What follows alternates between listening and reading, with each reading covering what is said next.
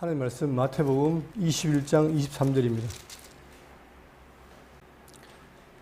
예수께서 성전에 들어가 가르치실세 대제사장들과 백성의 장로들이 나와 이르되 네가 무슨 권위로 이런 일을 하느냐 또 누가 권위를 주었느냐. 예수께서 대답하시되 나도 한 말을 너희에게 물으리니 너희가 대답하면 나도 무슨 권리로 이런 일을 하는지 이르리라.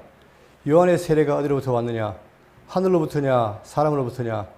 그들이 서로 응하여 이르되 만일 하늘로부터라 하면 어찌하여 그를 믿지 아니하였느냐 할 것이요 만일 사람으로부터라 하면 모든 사람이 요한을 선지자로 여기니 백성이 무섭다 하여 예수께 대답하여 이르되 우리가 알지 못하노라 하니 예수께서 이르시되 나도 무슨 권리로 이런 일을 하는지 너희에게 이르지 아니하리라.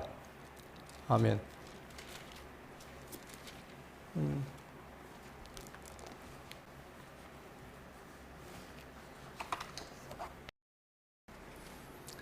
지금 우리는 오늘 마태복음 25강을 이제 할 차례인데 이 내용은 마태복음 5강화 중에서 네 번째 강화를 한 다음에 지금 지난 시간에 예루살렘으로 도착하는 장면을 우리가 확인해 봤고 오늘은 이 예루살렘에서 이스라엘 지도자들과 논쟁을 벌이는 겁니다. 이 논쟁인데 우리가 지난 시간에 예수님께서 21장에 예루살렘으로 들어갈 때에 어떤 일이 있었냐면 나귀를 타고 입성하니까 많은 사람들이 호산나 찬양을 했죠. 그리고 성전 정화 작업을 했고 그리고 무화과 나무를 저주해서 말라버리겠습니다. 자, 이런 일을 하고 나니까 여기 있는 대제사장들과 이 종교 지도자들이 불만이 있는 거예요.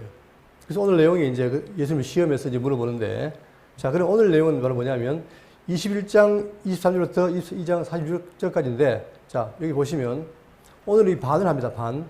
먼저 이제 예수님과 이 종교 지도자들이 서로 질문을 주고받으면서 논쟁을 벌이는 거예요. 21장 23절부터 22장 14절까지가 이제 요 전반부고 후반부를 할 텐데 오늘 요 앞에 위에 걸 합니다. 자, 대장들이 예수님께 묻기를 무슨 권위로 했느냐라고 물으니까 예수님이 답을 안 하고 비유를 들어요. 두 아들 비유, 그 다음에 포도원 비유, 그 다음에 결혼잔치 비유. 오늘 요걸 살핍니다. 그 다음에 이제 밖에서 바리새인과 헤롯당과 이 종교지도자들이 예수님께 세금과 부활과 큰 계명을 질문하고 예수님이 그리스도와 자기의 관계를 통해서 설명하신 내용입니다. 자, 이걸 우리가 잘 살피면은 여기서 많은 지혜를 얻을 줄 압니다. 자, 본문을 가시면 21장 23절 예수께서 성전에 들어가 가르치실 때 대제사장들과 백성의 장로들이 나와 이르되 자, 여기서 이 지칭할 때에 대제사장들과 백성들의 장로라는 말은 뭐냐면 이들이 종교적인 지위를 가리킨 거예요. 반대로 바리새인과 사두개인 그러면은 그들의 신학적인 것을 대변하는 것이고 그 다음에 또한 대제사장들과 장로와 그 다음에 서기관이 들어가면은 이것은 이스라엘 모든 종교의 총책인 사내들인을 의미하는 겁니다. 오늘은 지금 예수님이 이렇게 하는 걸 보고 대제사장들과 백성의 장로들이 와서 항의합니다. 네가 무슨 권위로 이런 일을 하느냐 또 누가 이 권위를 주었느냐. 예수께서 대답하시되 나도 한 말을 너희에게 물으니 너희가 대답하면 나도 무슨 권리로 이런 일을 하는지 이르리라. 자, 직접 대답하지 않고 반문하는 거죠. 이런 거 보면 예수님께서 마치 이 질문을 도피하는 것처럼 보이지만 그렇지 않습니다. 도피하는 게 아니라 이런 걸 통해서 지금 당신이 답변하는데 자, 요한의 세례가 어디로부터 왔느냐 하늘로부터냐 사람으로부터냐. 그들이 서로 의논하여 이르되 만일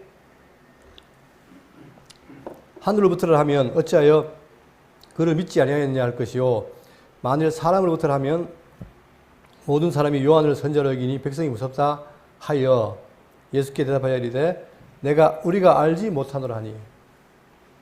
자, 대제사장들과 장로들은 백성의 지도자입니까? 종교 지도자 말이죠. 그렇기 때문에 백성들에게 참 선지자가 누구고 거짓이 뭔지를 분별해야 되는데 이들은 지금 뭐냐면 진퇴양난인 거예요. 만약에 세례요한이 하늘부터 왔다 하면 왜 안 믿었느냐?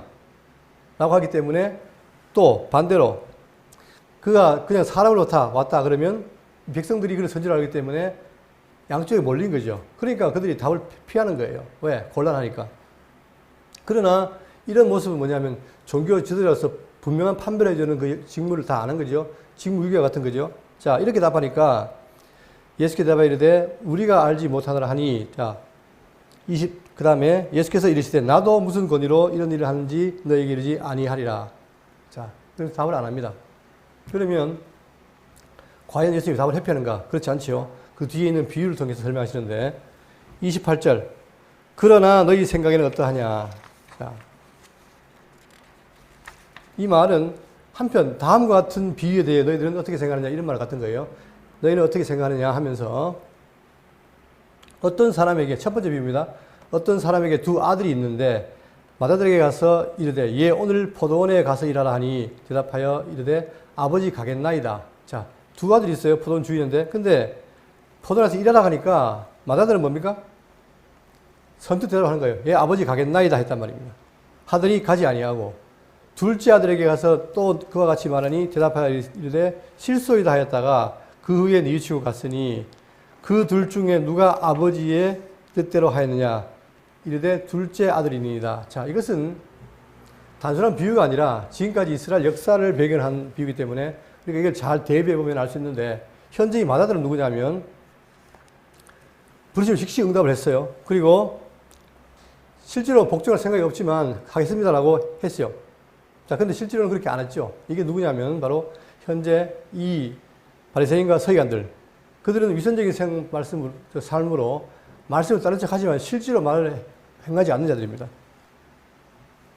자, 그러나 둘째 아들이 가서 또 그에게 말하니 대답하여 이르시되 실소이다 하였다가 그 후에 뉘우치고 갔으니 둘째 아들은 뭐냐면 처음에는 안 하겠습니다 했단 말입니다. 그런데 나중에 뉘우치고 갔어요.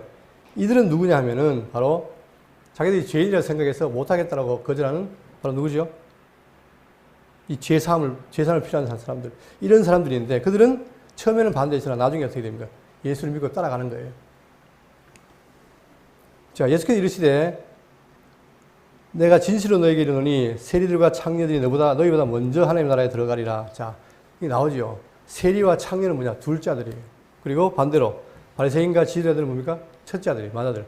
맏아들은 외형적으로 다 충실히 따르겠다라고 했으나 실제로는 안 했지만 그러나 반대로 창기와 세리와 창녀는 믿었다. 그들은 처음에 자기가 죄인이기 때문에 반대했다가 나중에 어떻게 됩니까? 믿었어요. 누구를? 세례를 통해서 그 세례를 믿고 따랐던 거죠. 자, 너희는 이것을 보고도 끝내 뉘우쳐 믿지 아니하였도다. 자, 이 말은 뭐냐면은 지금 비유를 통해서 지금 예수님이 누구를 말하냐면 요한을 말하죠. 요한의 의의 도로 너희에게 왔거늘 너희가 믿지 않았다. 누구예요? 바리새인과 서기관들이 안 믿었다는 얘기죠. 그러나 세리와 창녀를 믿었다 이 말이에요. 그러니까 이 두 아들을 비교를 통해서 첫째 아들은 종교 지도자이면 위선자였고 둘째 사람들은 자기들 스스로 죄인을 생각했지만 세례를 믿은 거예요. 자, 그러면 여기서 우리가 마태복음 천반부에 배웠지만 세례는 누굽니까?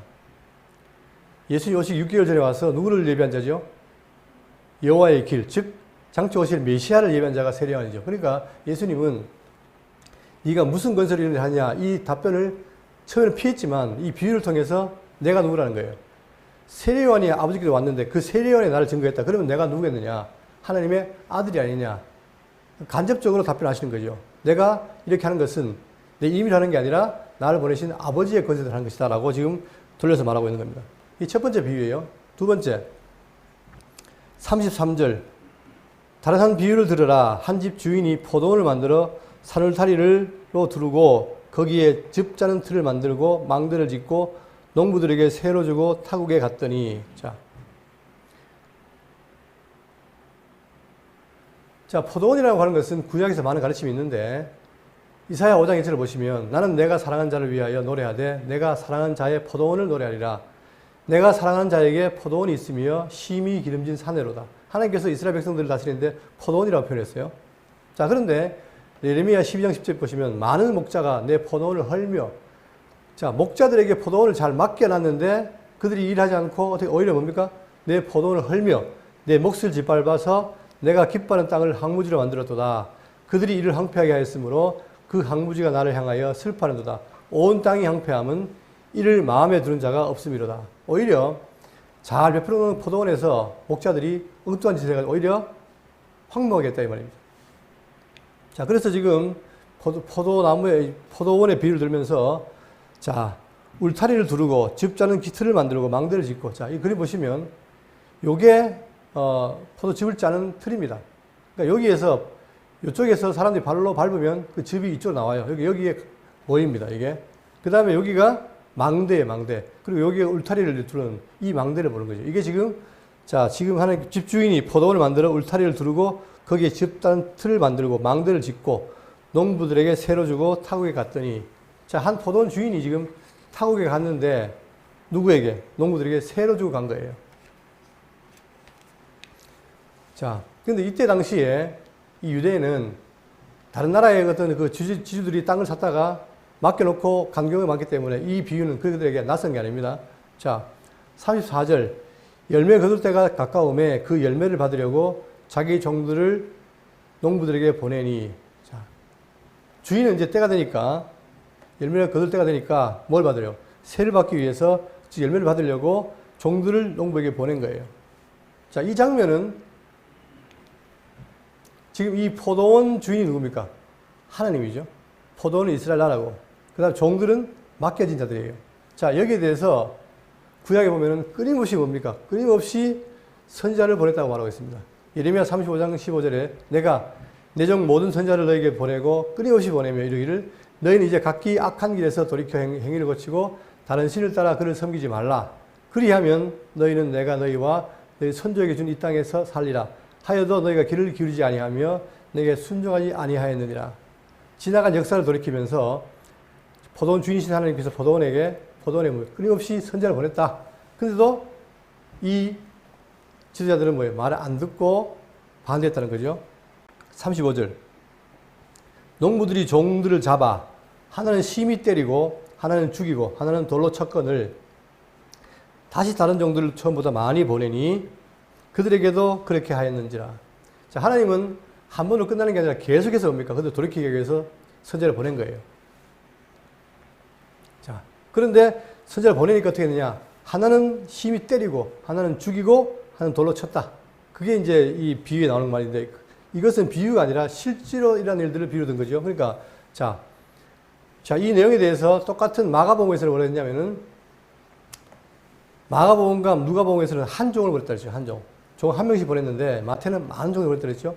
그 이유는 뭐냐면 마태가 계속해서 보낸 것을 자기가 편집해서 그걸 강조하게 한 겁니다. 자, 그러면서 예레미야 35장 15절 내가 내 종 모든 선지자를 너에게 보내고 끊임없이 보내며 이르기를 너희가 이제 각기 악한 길에 돌이켜 행위를 고치고 다른 신을 따라서 그들을 섬기지 말라. 그리하면 너희는 내가 너희와 너희 선조에 준 이 땅에 살리라 해도 너희가 귀를 기울이지 아니하며 내게 순종하지 아니하였느니라. 계속 보내도 뭡니까? 하나님이 보낸 선지자의 말을 순종하지 않았어요. 그 말은 계속 타락했다는 거죠. 자, 그러니까 37절 후에 자기 아들을 보내며 이르되 그들이 내 아들은 존대하리라 하였더니, 자, 이것은 뭐냐면 주인이 아주 인내심인 거예요. 끊임없이 하나님은 그들을 뭐예요? 잘못해도 바로 처벌하지 않고 인내하시면서 계속 뭡니까? 보내다가 마지막에는 아들을 보낸 거죠. 아들을 보내니까 38절 농부들이 그 아들을 보고 서로 말하되 이는 상속자니 자 죽이고 그의 유산을 차지하자 하고 이에 잡아 포도원 밖에 내쫓아 죽였느니라. 여러분 지금 이 비유에서 지금 예수님이 자기를 누구로 말합니까? 누구? 하나님의 아들이라는 거예요. 그러니까 계속 지금 무슨 건설을 하느냐, 무슨 권위를 하느냐 답하고 있죠. 내가 하나님의 아들로서 왔다. 그걸 보여주는 거예요. 자, 그러면서 아까 말한 것처럼 보냈으나 계속해서 그들은 선지자를 때리고 돌로 치고 죽임을 당하게 하고 돌로 쳐 죽였더라. 이것이 구약의 역사입니다. 자, 그러니까 이제 아들을 보냈는데 아들 어떻게 하냐? 아들도 마찬가지 뭡니까? 말을 안 들어요. 우리가 지금까지 마태복음 보면서 순환사를 봤죠? 지금 예수님께서 계속해서 오시면서 내가 죽을 거다라는 걸 예언했잖아요. 1차 순환, 2차 순환, 3차 순환을 예고했어요. 자, 예고했는데 그걸로 끝나는 게 아니라 결국은 어떻게 된다? 마태복음 20장 38절에 농부들이 그 아들을 보고 서로 말하되 이는 상속자니 죽이자. 그 유산을 차지하자 하고 이에 잡아 포도원 밖에 내쫓아 죽였느니라. 결국은 아들도 죽인다는 얘기입니다. 자, 그런데 마태복음하고 누가복음과 마가복음의 차이는 뭐냐면 마가복음에서는 보면 어떻게 됩니까? 잡아 죽여서 포도원 밖에 던졌다. 이렇게 말해요. 그러니까 죽이기는 예루살렘에 죽이고 버렸다는 얘기인데, 그러나 마태복음과 누가복음 보면은 이에 잡아 포도원 밖에 내쫓아 죽였느니라. 그러니까 죽은 것은 포도원 밖이라고 말하고 있습니다. 자, 요한복음 19장 17절에 그들이 예수를 맡음에 예수께서 자기의 십자가를 지시고 해골이라 하는 곳에 나가시니. 그다음 히브리서 13장 12절에 그러므로 예수도 자기 피로써 백성을 거룩하게 하려고 성문 밖에서 고난을 받으셨느니라. 줄기차게 성문 밖에서 고난당해 죽으셨다고 하고 있는데 이것은 이방인의 손을 넘겼다는 것을 의미하기도 합니다. 듣기 힘드시죠? 저도 말하기 너무 힘들어요. 지금 입도 너무 말하고 최대한 자제해 보겠습니다.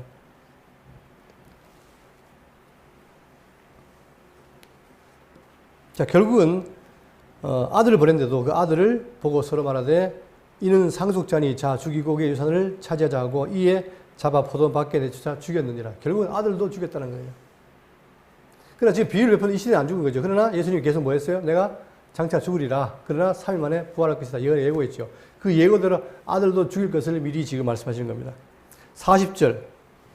그러면 포도원 주인이 올 때에 그 농부들을 어떻게 하겠느냐. 자, 길이 참아서 선자를 보내고 또 보냈는데도 그들을 죽였고 마지막에 아들을 보냈는데 그 아들마저 죽인다. 그럼 어떻게 되겠느냐? 어떻게 하겠느냐? 이건 뭡니까? 결국은 심판밖에 없다는 사실을 알려주는 거죠. 자, 우리가 이제 나중에 보게 될 텐데 지금 예루살렘이 그 역할을 못하고 있죠. 못하고 있으니까 예수님이 예고를 합니다. 이 예루살렘이 곧 망한다. 언제 망하죠? 주 70년에 로마 장군 디토에 의해서 다 망하게 됩니다. 돌 하나 돌리지 않고 다 없을 동안에 망한다고 했는데 그 사실들 실제로 예루살렘이 멸망하죠. 그러니까 이 예루살렘의 멸망에 대한 얘기를 지금 미리 예고를 하고 있는 거예요. 41절. 그들이 말하되 그 악한 자들을 진멸하고 포도는 제때의 열매를 바칠 만한 다른 농부들에게 새로 줄지니라. 예수께서 이르시되 너희가 성경에 건축자들이 버린 돌이 모퉁이의 머릿돌이 되었나니 이것은 주로 말미암아 된 것이요 우리 눈에 기이하도다. 자,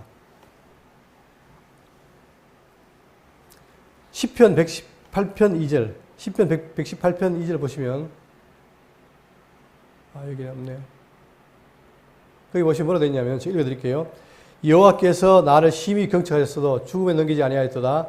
내가 의의 문들을 열지어다. 내가 그리로 들어가서 여호와께 감사하리로다. 이는 여호와의 문이라. 의인들이 그리로 들어가리로다. 주께서 내게 응답하시고 나의 구원이 되셨으니 내가 주께 감사하리이다. 건축자가 버린 돌이 집 모퉁이의 머릿돌이 되었나니 이는 여호와께서 행하신 것이요 우리 눈에 기이한 바로다. 이 시편 118편에 예언된 것인데 중요한 건 뭡니까? 건축자들의 버린 돌이 집 모퉁이의 머릿돌이 되었다. 건축자들에게는 별로 의미가 없는 돌이었는데 나중에는 뭐예요? 그 집에 모퉁이 돌이 되었다 이 말이에요. 중요한 게 됐다 이 말이죠.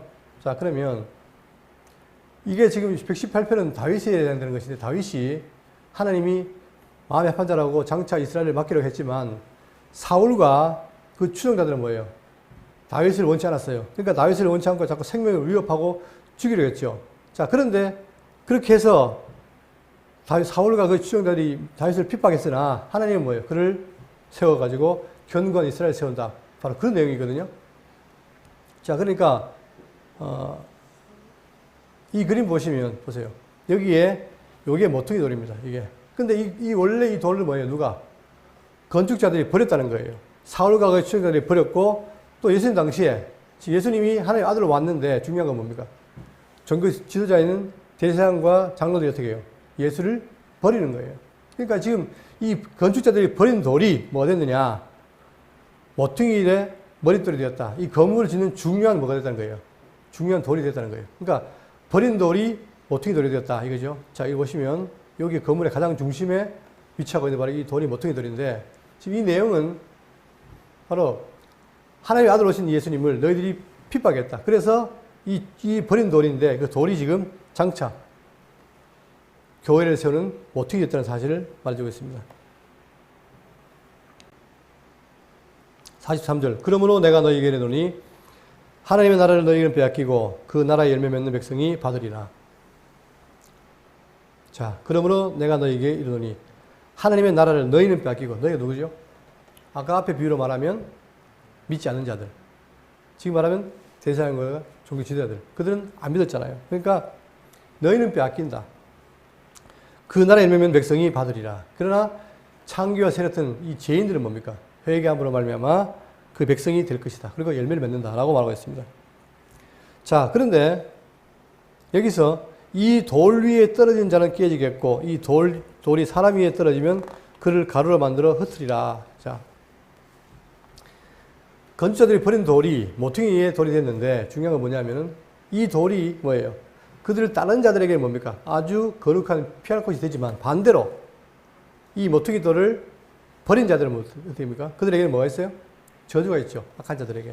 자, 그런데 그 중에서 비유를 들기를, 자, 이 돌 위에 떨어진 자는 깨지겠고, 이 돌 위에 떨어지는 것은 깨진다. 이 말은 뭐냐면은 예수의 말씀을 믿지 않고 불신하는 자들, 그들에게는 뭐예요? 결국은 이들이 넘어지게 된다라는 의미가 되고, 그 다음에 이 돌 위, 사람 위에 떨어진다는 말은 뭐냐면 장차 메시아가 이제 심판할 날이 있는데 그때에 어떻게 돼요?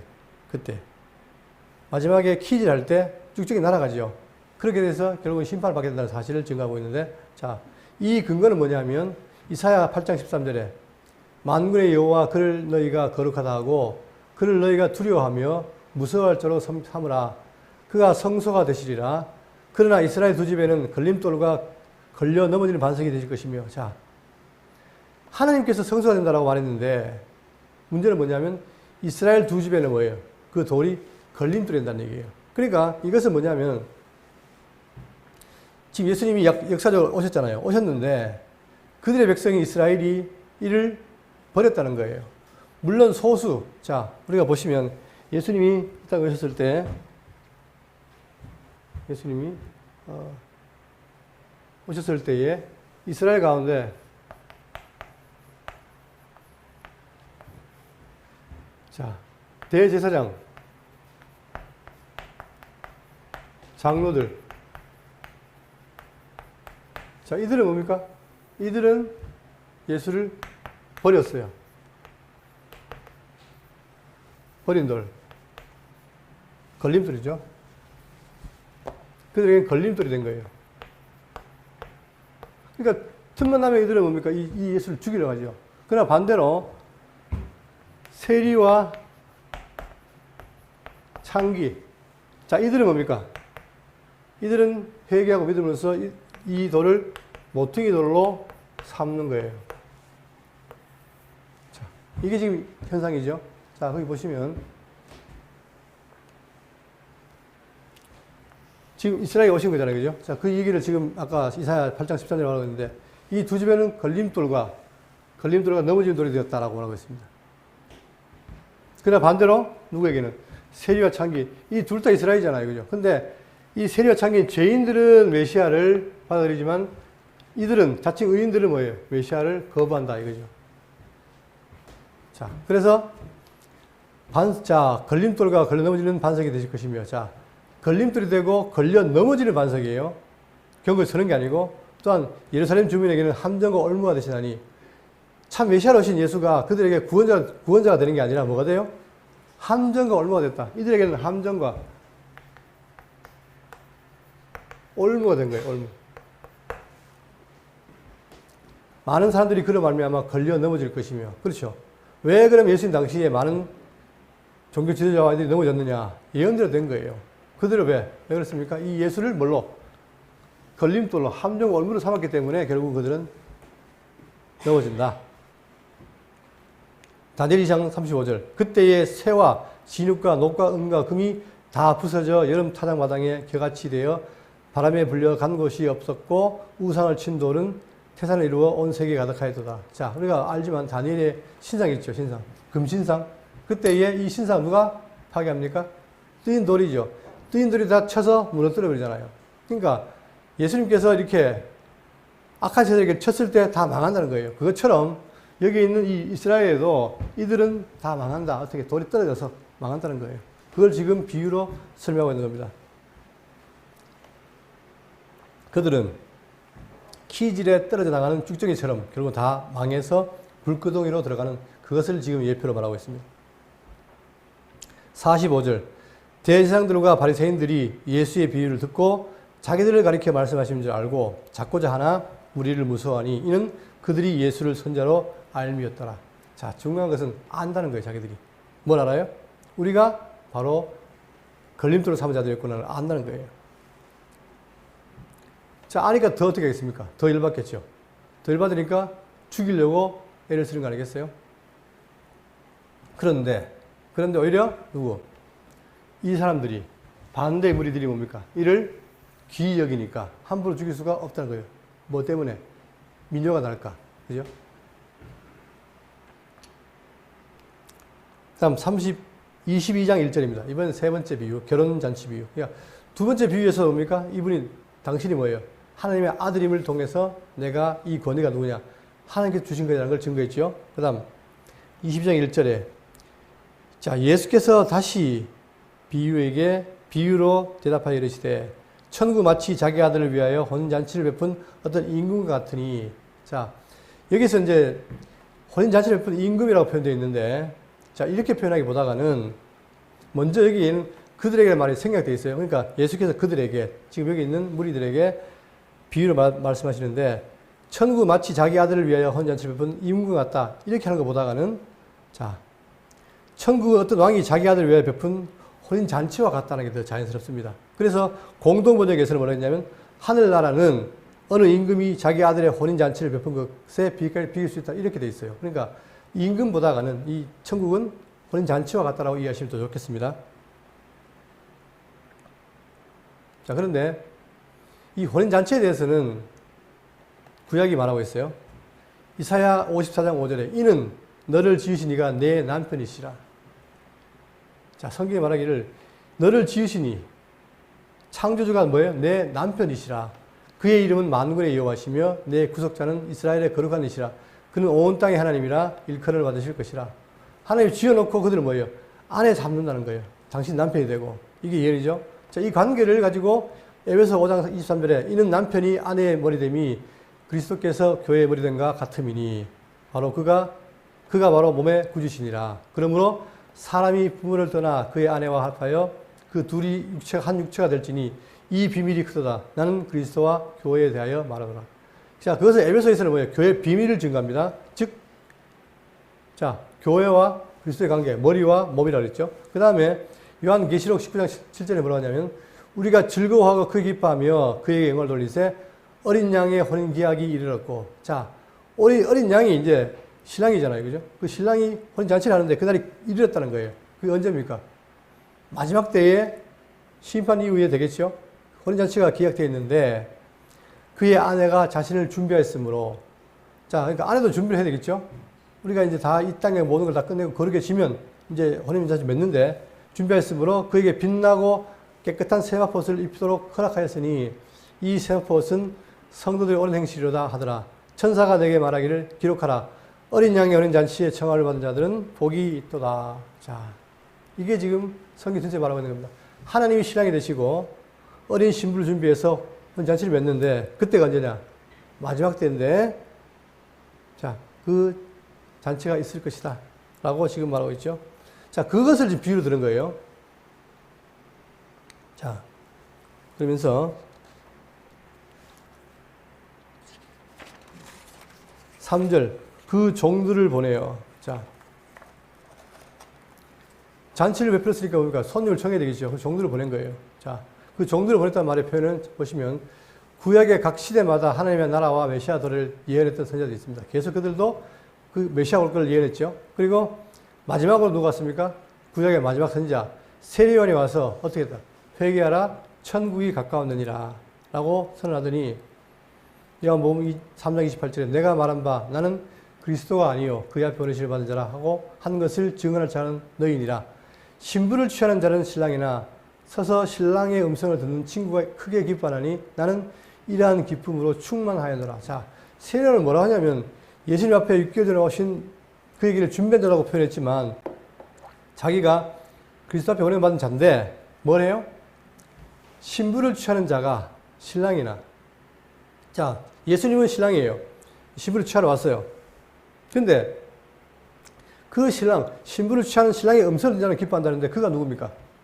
그가 바로 세례요한이라는 거예요. 다시 말하면 세례요한은 신랑인 예수를 소개해서 신부에게 같이 어떻게 해요? 함께 해주는 그 역할을 하고 있다는 거죠. 그거를 친구인 세례요한이 듣고 기뻐했다. 자기를 그렇게 표현하고 있습니다. 그러면서 본문 그 청한 사람들을 혼인잔치에 오라 하였더니 오기를 싫어하거늘. 자, 구약에 많은 선지자들이 보내가지고 뭐 했습니까? 혼인잔치에 오라고 청했어요. 그런데 싫어하거늘. 자, 이게 누굴까? 이게 바로 계속해서 뭡니까? 계속해서 하나님께서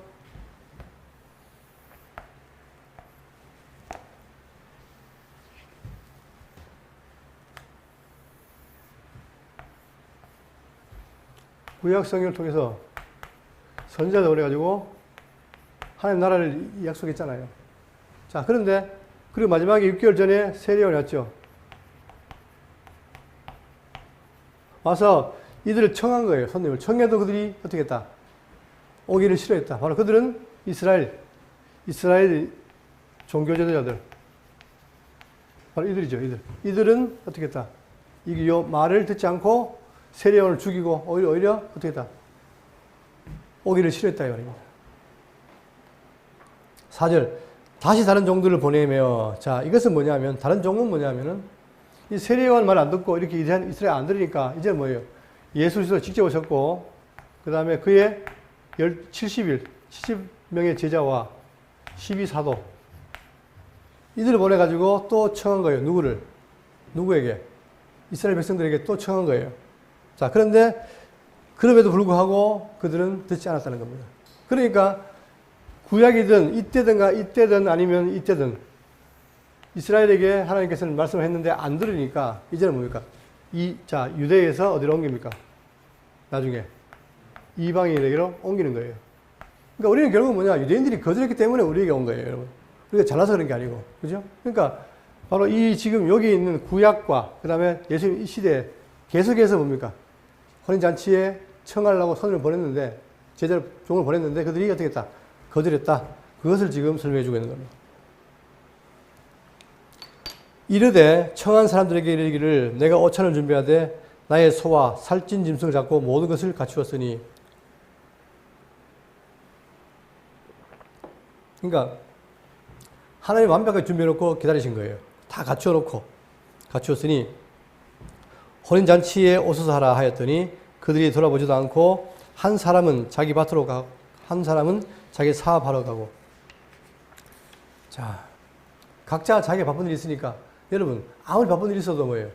천국 자체만큼 중요한 게 있겠습니까? 그런데 그것이 별로 안 중요하니까 다들 그냥 자기 일을 했다는 거예요. 저는 이거 옛날에 서울에 정신여고 학생들이 와가지고 이제 죄송해요라는 노래 아시죠?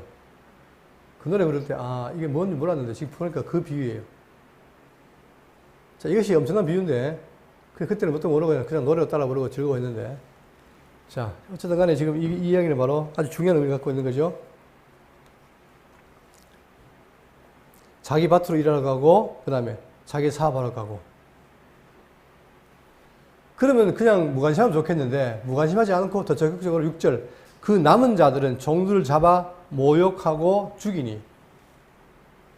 열심히 있는 사람은 뭡니까? 오히려 모욕을 해요. 그리고 죽여요. 자, 헤롯 왕이라는 사람이 물론 이름의 사람이지만 자칭 유대인이라고 했잖아요. 그 헤롯 왕이 어떻게 해요? 메시아가 왔다니까 2살 밑으로 다 죽였죠. 자, 죽이기 시작하는 거예요. 그 다음에 세례요한이 오니까 누가? 헤롯 안디바가 세례요한을 죽이지요. 그 다음 이제는 또 유대 지도자들이 누구를? 예수를 죽이려 하지요. 이런 일이 벌어지는 거예요. 자, 그러니까 이제 7절 임금이 노하여. 자, 도대체가 이들에게는 희망이 있다 없다. 그러니까 임금이 노하여 군대를 보내어 그 살인한 자들을 진멸하고 그 동네를 불사르고. 여러분 한 절이 갖는 의미가 큽니다. 뭐냐면은 하나님은 끝까지 참아요. 참다 어떻게 돼요? 때가 되면 공의의 심판이 있는 거예요. 그 공의의 심판을 하겠다는 거죠. 그게 바로 뭡니까, 여러분? 역사적으로. 이제 이 구약의 모든, 자, 모세에게 말씀하실 때에 너희들이 뭐가 된다? 제사장 나라가 되고. 자, 그들은 이 제사장 나라의 특권이었어요. 그런데 이제는 뭐예요? 말이 그렇지 그들은 하나님 다 잊어버리잖아요. 그러니까 이제는 이 예루살렘이 이제 잘 하나님을 섬기고 제사를 드리기 위해서 편안하게 해야 되는데 이들이 그 역할을 다 잊어버린 거예요. 그러니까 예루살렘에 뭐가 있습니까? 성전이 있죠. 이제 성전이 이제 필요 있다 없다? 필요 없는 거예요. 없으니까 예수님이 그랬어요. 내가 이거 헐어버려라. 내가 언제? 사흘 만에 짓겠다 했죠. 그리고는 이것을 어떻게? 다 파괴할 것이다. 왜? 이제는 필요가 없으니까. 그래서 파괴한 것이 언제냐면 주 70년에, 자, 70년에 뭡니까? 로마의 티토 장군이 결국은 망한 거예요. 그런데 그것도 이 성전을 회파할 때 그들이 한 게 아니라 누가? 로마가. 로마는 이방인 아닙니까? 사실 수치지요. 이방을 통해서 이 예루살렘 멸망한 거예요. 그런데 구약에 보면은 구약의 하나님께서 헬라, 그 다음에 바벨론, 페르시아를 다 못 쓴다. 택한 백성을 치는 뭐라? 몽둥이와 막대기 쓴다 그랬죠. 마찬가지로 로마를 사용해서 그걸 멸망시킵니다. 자, 이제는 뭡니까? 이제는 이방인과 죄인들, 이제는 유대인이 아니라 이방인과 죄인들이 함께 이제 이 나라의 백성이 된다는 사실을 암시하고 있는 거예요. 그러니까 9절. 내 거리 길에 가서 사람을 만나는 대로 혼인잔치에 청하여 오라 한대. 자, 이제 이들은 끝났으니까 이제 뭐예요? 이방인과 죄인들. 자, 내 거리에 가가지고 사람을 만나는 대로 혼인잔치에 청하여 오라 한대. 이제 만나는 대로 오라는 거예요. 다시 말씀드리면 이 초청 무리가 다릅니다. 이스라엘이 끝난 거예요, 이제. 이제는 뭐예요? 이방인과 죄인들. 그들을 만나는 대로 불러들여라. 여기에는, 자, 누가복음에 보이는 14장 21절에 가난한 자들과 병신들과 소경들과 저런 자들, 이렇게 표현했어요. 그들을 데려와라, 이 말이에요. 이들은, 아까 말한 것처럼 이걸 반대했던 이들과는 다른 종자들이죠. 이들은 나도 이들을 멸시했지만 예수님은 이들을 받아들인 거예요. 천국 백성으로. 10절, 종들의 길에 나가 악한 자나 선한 자나 만나는 대로 모두 데려오니 혼인잔치에 손님들이 가득한지라. 자, 악하다 선하다는 거 뭡니까? 사람들이 정해놓은 거 아니에요, 그죠? 근데 하나님은 뭘 안 봐요? 외모를 안 본다는 얘기예요. 그러니까 악하든 선하든 다 데려와라. 그렇게 한 거죠. 11절, 임금이 손님들을 보러 들어올세 거기서 예복을 입지 않은 한 사람을 보고 이르되 친구여 어찌하여 예복을 입지 않고 여기에 들어왔느냐 하니 그가 아무 말도 못하거늘. 자, 그런데 단 하나 조건이 있습니다. 그게 바로 뭐냐 하면 예복을 입어야 되는 거예요. 예복. 이 예복이 없으면 안 된다는 거예요. 자, 그러면 그 예복이 뭐냐? 자, 혼인잔치의 예복이라는 게 뭐냐면 이사야 61장 10절 내가 여호와로 말미암아 크게 기뻐하며 내 영혼이 나의 하나님으로 말미암아 즐거워하리니 이는 그가 구원의 옷을 내게 입히시며. 자, 반드시 뭡니까? 인간 다 죄인이기 때문에 잔치에 들어가려면 구원의 옷을 입어야 되는 거예요. 자, 그리고 공의의 겉옷을 내게 더하심이 신랑이 사물을 쓰며 신부가 자기 보석으로 다녀가게 하셨습니다. 그러니까 반드시 천국 잔치에 올 때는 뭐예요? 공의의 옷, 그 다음 구원의 옷을 입어야 된다. 이거죠. 그게 이사야에 예언되어 있는 거예요. 자, 그러면 우리 신약 백성들이 이 청함받았을 때 입어야 될 옷이 뭐냐? 로마 10장 9절입니다. 네가 만일 내 입으로 예수를 주로 시인하며. 자, 제가 웃은 건데 이단 교주가 하얀 옷을 입었어요. 근데 여기다 옆에다가 뭐 비늘인지 뭔지 반짝반짝한 걸 입었어요. 그러고 그걸 입고는 막 춤을 추면서 자기가 뭘 입었다? 새옷을 입었다. 의롭다는 거예요. 여러분 그걸까요? 그거 아닙니다. 우리가 입는 그 옷이 뭐냐? 바로 여기 나오는 거예요. 10장 9절 네가 만일 내 입으로 내 예수를 주로 시인하며 또 하나님께서 그를 죽은 자 가운데 살리신 것을 네가 마음으로 믿으면 구원을 받으리라. 사람이 마음으로 믿어 의에 이르고 입으로 시인하여 구원에 이르느니라. 즉 회개와 믿음이 있는 자가 바로 뭐다? 그가 새옷을 입은 거라는 거예요. 이게 중요한 거지 겉에 뭐 흰 옷을 입고 막 폼 잡는 그게 아니란 말이에요. 근데 지금 이단들은 그런 장난을 쳐요. 제가 참 그걸 보고 깔깔 웃었는데 그러나 보니까 그걸 보고 또 감동하는 사람 보니까 웃을만 일만 아니더라고요. 사람들이 속아요. 그 다음 계시록 19장 8절 그에게 빛나고 깨끗한 세마포옷을 입도록 허락하였으니 이 세마포옷은 성도들의 옳은 행실이로다 하더라. 이렇게 회개하고 믿음을 믿는 사람의 삶은 뭐예요? 그게 옳은 행실인 거예요. 그것이 우리에게 주어진 성령의 열매 아닙니까?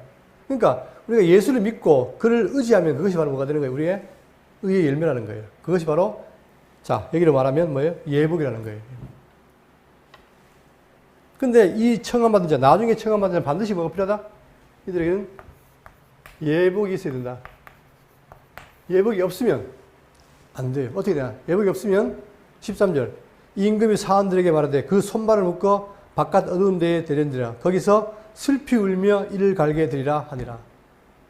자, 문제는 여기 있습니다. 여러분, 지금 우리가 중요한 갈림길이 있어요. 우리 모두가 다 뭡니까? 여기서. 우리 모두가 다 복음으로 말미암아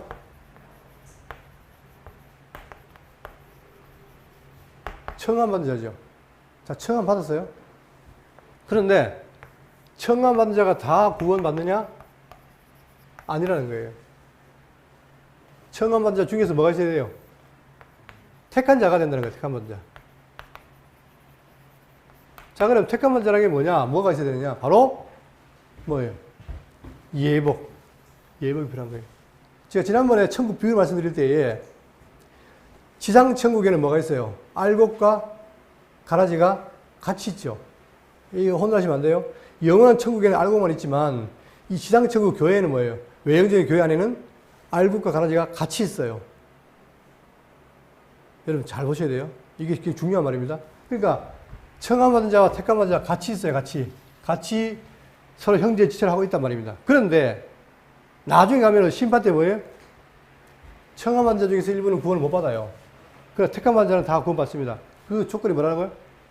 예복이라는 거예요. 예복. 그러면 우리가 돌아봐야 돼요. 과연 내가 예복을 입고 있는가? 내가 그 말은 뭡니까? 내가 예수 그리스도를 구주로 영접하고 있는가? 이게 중요한 거예요. 근데 그냥 나는 뭐 주일이니까 교회 나왔다. 안 돼요. 근데 이런 사람들 요즘 잘 쓰죠. 뭐라고? 이런 사람들을 종교인이라 그래요. 그리고 이런 사람들을 신앙인이라 그래요. 근데 많은 좋은 말을 쓰고 있는데 실제로 종교인을 만들고 있어요. 이 교회가. 신앙을 만들어야 되는데. 이게 지금 심각한 문제인데 어쨌든 간에 지금 중요한 건 뭐냐면 우리에게 자, 청함받은 자에게는 구원이 없을 수 있다. 왜? 예복이 아닐 수도 있다 이 말이에요. 또 제 말씀 듣고 너무 겁먹지 마시고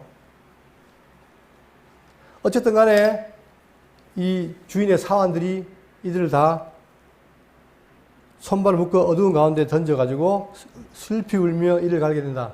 그게 영원한 불에 들어간다는 얘기죠. 있다는 거예요. 그러면서 결론이 뭐냐? 청함받은 자는 많되 택함을 입은 자는 적으니라. 그렇죠? 자, 이게 이거 보세요. 이게 봐요. 청함받은 자는 많아요.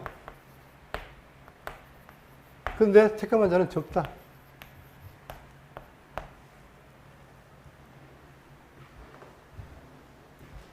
그러니까 한국 교회가 뭐 1000만 그러지만 1000만 다 택함받은 자겠습니까? 아니라는 거예요.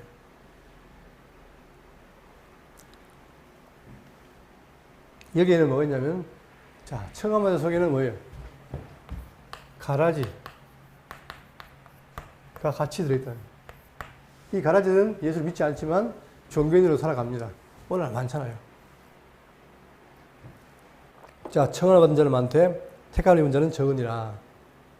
이제 이게 결론인데 여기 보세요. 그러면 택함 받은 자의 자격이 뭐냐? 누가복음 14장 24절 내가 너에게 말하노니 전에 청하였던 그 사람들은 하나도 내 잔치를 맛보지 못하리라 하였다. 이들은 다 못 받았잖아요. 그런데 16장 마태복음 16장 17절 예수께서 이르시되 바요나 시몬아 네가 보겠도다. 이를 내게 알게 하니는 혈육이 아니요 하늘에 계신 내 아버지시라. 요한복음 6장 65절 또 이르시되 그러므로 전에 너에게 말하기를 내 아버지께서 오게 하여 주지 아니하시면 누구든지 내게 올 수 없다 하였노라 하시니라. 우리에게 이 자격을 누가 주느냐? 하나님 주신 거예요. 그러니까 하나님 특정을 입은 자들은 자, 특정을 이루는 것은 이렇게 하는 주권적인 은혜의 사역으로 가능한 겁니다. 우리가 할 수 있는 게 아니에요. 자, 그런데 중요한 것은 뭐냐? 오늘 우리가 택함 받느냐, 청함 받느냐. 예수를 그리스도 믿고 있다. 이 말씀을 듣고 살아가고 있다. 순종하고 있다. 이거는 택함 받은 거죠. 그래서 대구 장로교 성도님들이 왜 이렇게 주일에 와서 말씀을 듣고 배우느냐? 다른 게 아니에요. 구약과 신약을 통해서 이 말씀을 통해서 뭐예요? 우리가 그의 백성의 사실을 확인하고 살아가기 때문에 그 힘이 되기 때문에 참석하는 거 아닙니까? 그러니까 저는